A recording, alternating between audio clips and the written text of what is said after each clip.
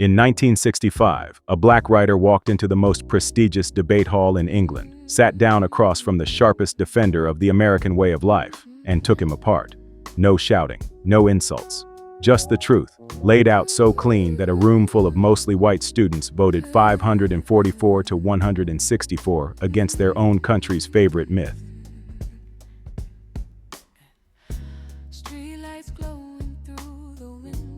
They don't teach you this debate in school. 3 days later, Malcolm X would be dead, and everything James Baldwin said that night, it's still happening right now. Let me decode it for you.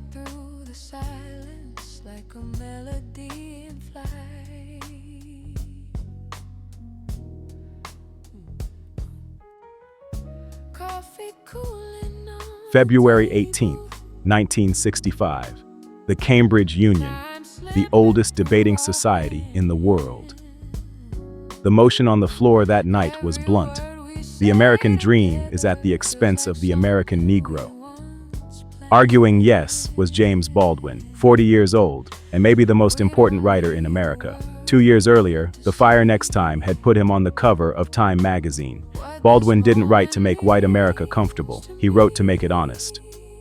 Arguing no was William F. Buckley Jr., founder of the National Review, the man who gave American conservatism its intellectual backbone, polished, Ivy League, used to winning. On paper, it was a debate. What actually happened was a reckoning.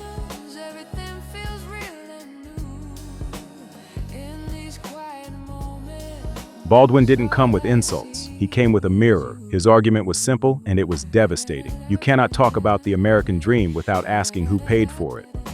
Because somebody did. For 250 years, this country ran on labor it never paid for. The wealth, the land, the railroads, the cotton that made the North rich and the South powerful. A black population built the economic foundation of this nation and was locked out of the house it built. Here he is, saying it himself in that room. I picked the cotton, and I carried it to market, and I built the railroads under someone else's whip for nothing. For nothing. The Southern oligarchy. For nothing. He says it twice, and then he lets it sit there. That is not a metaphor. That is an accounting. Then he went somewhere Buckley could not follow. He talked about what that does to a child. Imagine growing up inside a country's stories, the movies, the heroes, the flag, and slowly realizing the story was never about you. To you, it comes as a great shock to discover that Gary Cooper killing off the Indians when you were rooting for Gary Cooper, that the Indians were you. You are 5 years old watching the hero, and you find out that you are the enemy. Baldwin called that a great shock. He was being polite. And here is the part that made the room go still. Baldwin refused to call the Southern sheriff a monster. Because Sheriff Clark in Selma, Alabama, cannot be considered, no one can be dismissed as a total monster. I'm sure he loves his wife, his children. I'm sure that, he likes to get drunk. He's, after all, one's got to assume, and he is visibly a man like me.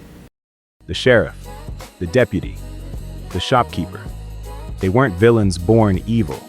They were made, built by a system that needed them to believe they were superior, because the whole economy depended on it. That is a heavier charge than calling somebody a racist. He was indicting the machine, not just the man. This is the Baldwin method. He never let you feel like the problem was a few bad people. He made you look at the structure, and structures implicate everybody.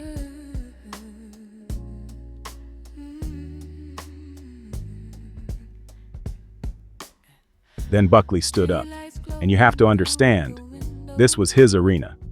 Buckley won debates for a living. He was charming, he was fast, and he was completely sure of himself.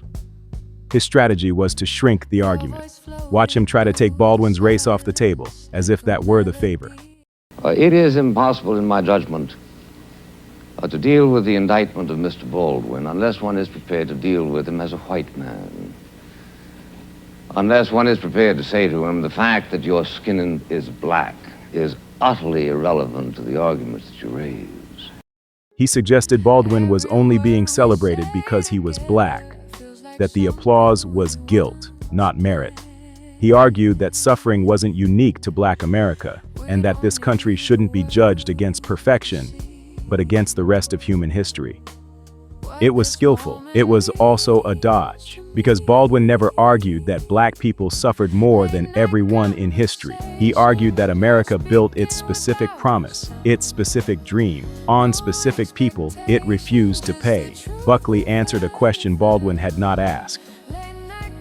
And then Buckley made the mistake that decided the night. Cornered, he stopped debating economics and reached for a warning. Listen to where he goes. Of the American way of life, which at that level is indistinguishable, so far as I can see, from the European way of life, then we will fight the issue.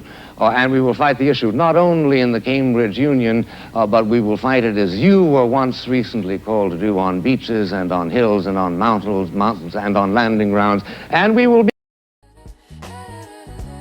Beaches, hills, mountains, landing grounds. That is not an accident. That is Churchill, 1940. We shall fight on the beaches.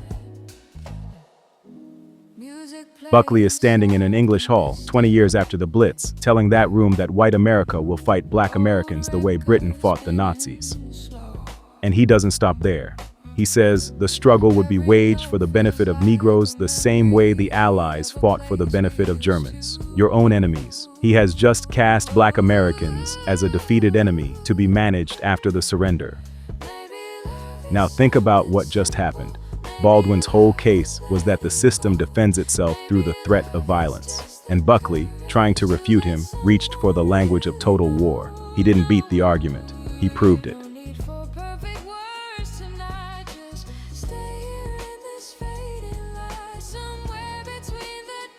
When it was over, the Cambridge students voted. Not a Black audience, not an American one. A room of mostly white, mostly privileged British students in 1965.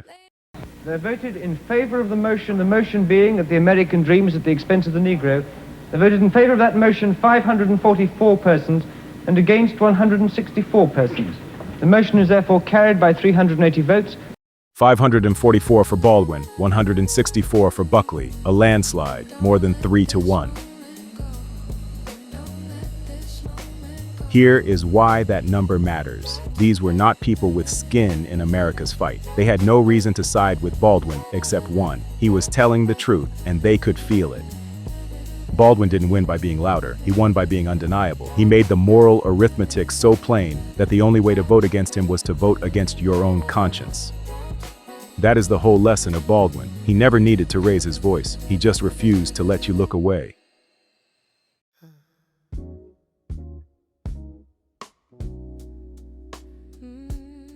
Now hold on to that date, February 18th, 1965, because 3 days later, February 21st, Malcolm X was assassinated in Harlem. 2 weeks after that, marchers were beaten bloody on the Edmund Pettus Bridge in Selma. Baldwin gave that speech standing in the eye of the storm, and he knew exactly what was coming.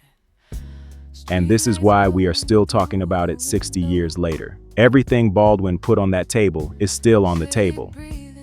When we argue today about who built this country's wealth and who got left out, that's Baldwin. When we argue about whether the problem is a few bad individuals or the system they operate inside, that's Baldwin. When power answers demands for justice by warning about law and order and force, that is the exact move Buckley made, and Baldwin called it in advance. That is what makes him dangerous to the people who would rather you forget. Baldwin didn't give America a history lesson. He gave it a diagnosis, and the diagnosis still fits. Black history isn't the past. It is the instructions for reading the present. That is the whole reason this channel exists.